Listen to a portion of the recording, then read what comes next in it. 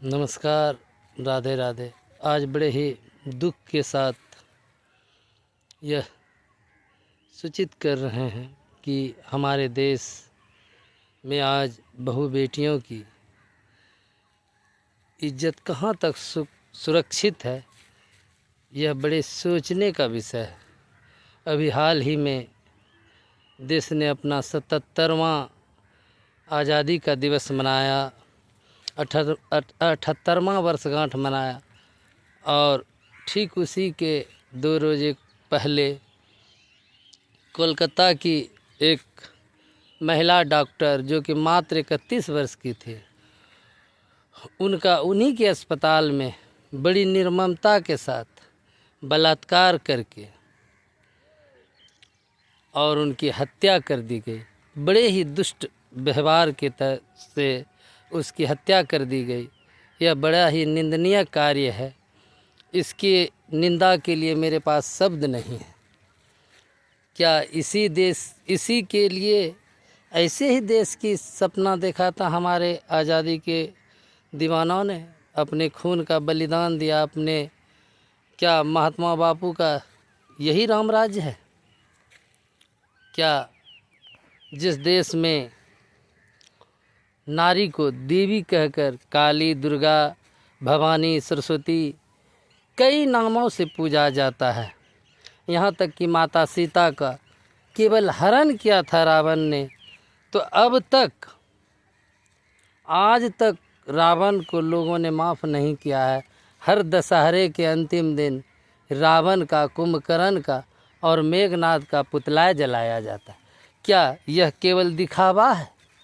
हम अपने धर्म का आडंबर कर रहे हैं, जब हमारे ही घर में, हमारे ही देश में, जहाँ बेटियों को देवी की तरह पूजा जाता है, और उसी देश में क्या रात्रि में या कभी भी किसी भी टाइम में लड़कियों का चलना दोभर हो चुका है?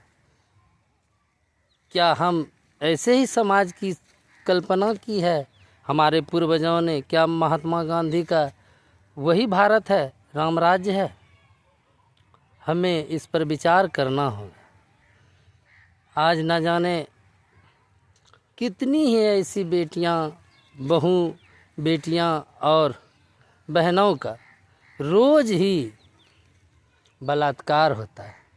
यह बलात्कार उस बेटी का नहीं है, उस बहनों का नहीं है, यह बलात्कार हमारे भारत का है, भविष्य का है।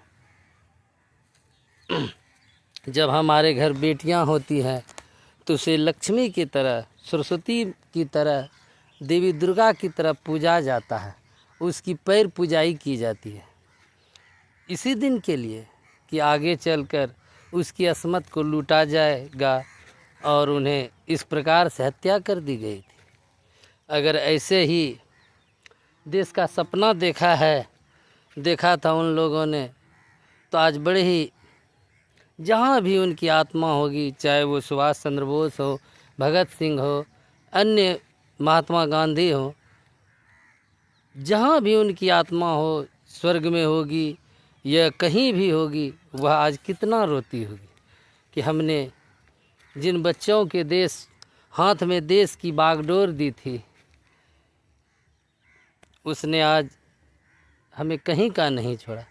क्या हम अपने पूर्वजों को यह मुँह लेकर जाएंगे तो हमारे पूर्वज, हमारे पितृ हमारा आदर करेंगे, सम्मान करेंगे? ये सोचने का विषय। यह बात कलकत्ता की उस बेटी मौमिता देवनाथ की नहीं है, यह बात हमारे पूरे भारत की है। पूरे भारत में ऐसा ही होता आ रहा है, आज नहीं सदियों से। जिस दिन देश की आज़ादी हुई 14 अगस्त 1947 में, उस समय भी लाखों की तादाद में महिलाओं की अस्मत लूटी गई। क्या हमेशा महिलाएं ही बलिदान करेंगी? अगर ऐसा समाज है, हम जैसे लोगों को डूब मरना चाहिए। धर्म की बड़ी बड़ी बातें करने वाले लोग जब इस प्रकार से उनके समाज में होता है, तो क्या यही मुँह लेकर हम पूरी दुनिया में फिर से विश्व गुरु का खिताब पाना चाहते हैं। हमारे स्वयं के देश में हमारी बहू बेटियों की अस्मत का ठिकाना नहीं है। इस बात पर आप लोग, हम लोग सबको गौर करना चाहिए। हमारे देश की सरकार को ऐसा कानून लाना चाहिए, बनाना चाहिए, जिससे कि ऐसे अपराध करने वाले अपराधी अपराध करने से पहले हजारों बार इस पर विचार करे और उसके शरीर और उसकी आत्मा इस बात के लिए तैयार ना हो कि ऐसा अपराध वह फिर से करे।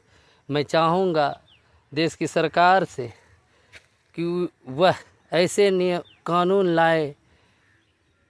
फांसी देना कोई समस्या का हल नहीं, वह तो इस कष्ट के संसार से चला जाता है। उसे जिंदा रख के ऐसा दंड दीजिए ताकि आने वाली जनरेशन भी यह देखे कि इस सज़ा में ऐसा होता है। आज के लिए इतना ही, क्योंकि मेरे पास शब्द नहीं है इस बात को बताने के लिए और मेरी ज़बान लड़खड़ा रही है कि मैं बता नहीं सकता इस बात को। इसलिए आज इतना ही। राधे राधे, जय श्री कृष्ण।